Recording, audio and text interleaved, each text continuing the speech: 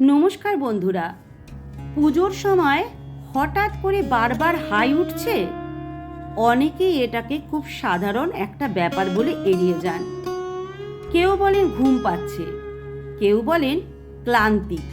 কিন্তু কখনো কি নিজের মনকে জিজ্ঞাসা করেছো এর পিছনে কি সত্যি শুধু শরীরের কারণ আছে, নাকি এর ভিতরে লুকিয়ে আছে তোমার মনের কোনো অদেখা গল্প? পুজো এই শব্দটার মধ্যে একটা শান্তি আছে, একটা পবিত্রতা আছে, যেখানে মানুষ নিজের সব দুঃখ, কষ্ট, ভয় সব কিছু ছেড়ে দিয়ে একটা অদৃশ্য শক্তির সামনে নিজেকে সমর্পণ করে। এই সময়টা শুধু একটা রীতি নয়, এটা একটা অনুভব, একটা গভীর সংযোগ, যেখানে তুমি আর ভগবান একসাথে থাকো। কিন্তু যদি সেই সময়ে তোমার মন বারবার অন্যদিকে চলে যায়, মন্ত্র পড়তে পড়তে হাই ওঠে, চোখে ঘুম এসে যায়, তাহলে কি সেটা শুধু শরীরের ক্লান্তি, নাকি এটা তোমার নিজের মন তোমাকে কিছু বলতে চাইছে? ভাবো তো, তুমি পুজোর সামনে বসে আছো, হাতে ফুল, সামনে প্রদীপ জ্বলছে, কিন্তু তোমার মাথার ভিতর চলছে হাজারটা চিন্তা। আগের দিনের কথা, কারো সাথে ঝগড়া, ভবিষ্যতের ভয়, বা হয়তো ফোনের নোটিফিকেশন। তখন কি তুমি সত্যি পুজো করছো, নাকি শুধু পুজোর মতো একটা কাজ করে যাচ্ছ? এই জায়গাটাতে আসে হাই। এই হাইটা কোনো দুর্বলতা নয়, এটা তোমার শরীর আর মনের একটা ইশারা। তোমার মস্তিষ্ক তখন বুঝে যায় তুমি এই মুহূর্তে উপস্থিত নেই, তুমি শুধু শরীর নিয়ে বসে আছো, কিন্তু মন অন্য কোথাও হারিয়ে গেছে। আর তখনই শরীর বলে, তুমি যেটা করছো সেটা তুমি অনুভব করছো না। এই কারণেই কিন্তু হাই ওঠে, বারবার ওঠে, আর তোমাকে মনে করিয়ে দেয় তুমি এখনো পুরোপুরি সেই ভক্তির মধ্যে ঢোকোনি। আবার অনেকেই বলেন পুজোর সময় চারপাশে এক ধরনের পজিটিভ শক্তি তৈরি হয়, একটা শান্ত, পবিত্র, উজ্জ্বল শক্তি।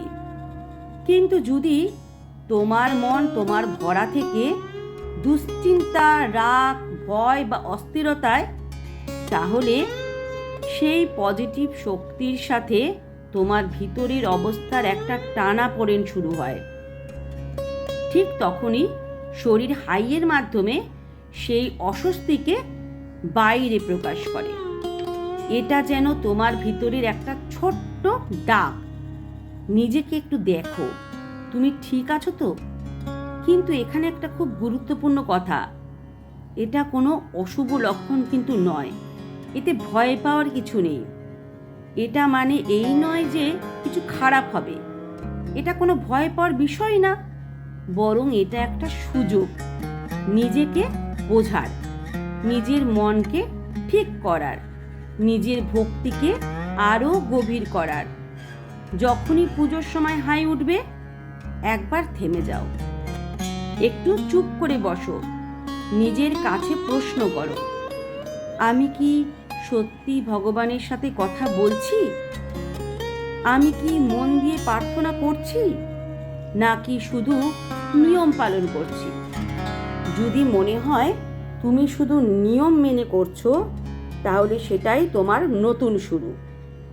চোখ বন্ধ করো, একটা গভীর শ্বাস নাও, নিজের সব চিন্তা একটু সরিয়ে রাখো, তারপর ভগবানের সাথে নিজের মতো করে কথা বলো।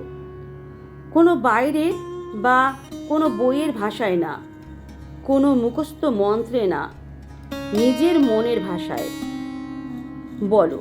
তোমার কষ্ট, তোমার ভয়, তোমার আশা, যা কিছু জমে আছে ভিতরে, সব ঈশ্বরকে বলো।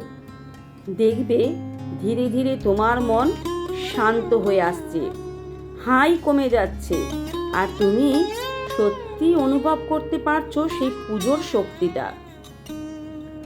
মনে রাখবে, পুজো শুধু ধূপ, প্রদীপ, ফুল বা মন্ত্রে সীমাবদ্ধ নয়। পুজো হলো তোমার অনুভূতি, তোমার বিশ্বাস, তোমার ভালোবাসা। তুমি যদি মন থেকে ডাকো, তাহলে সেই ডাক পৌঁছে যায় কোনো জটিল নিয়ম ছাড়াই।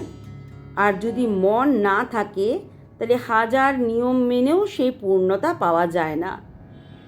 এই ছোট ছোট হাই, এই ছোট ছোট অমনোযোগ, এসবই আসলে তোমাকে মনে করিয়ে দেয় তুমি এখনো নিজের ভিতরে পৌঁছাতে পারোনি।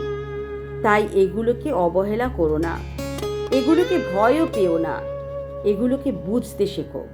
কারণ এগুলোই তোমার গাইড, তোমাকে নিজের দিকে ফিরিয়ে আনার পথ। শেষে একটা কথা মনে রাখবে, ভগবান কখনো তোমার বাহ্যিক কিছু দেখেন না, তিনি দেখেন শুধু তোমার মন।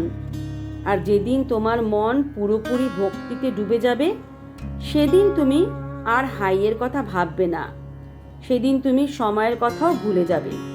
কারণ তখন তুমি শুধু পুজো করবে না, তুমি অনুভব করবে, তুমি শান্তি পাবে, তুমি নিজের সাথে আর ভগবানের সাথে এক হয়ে যাবে।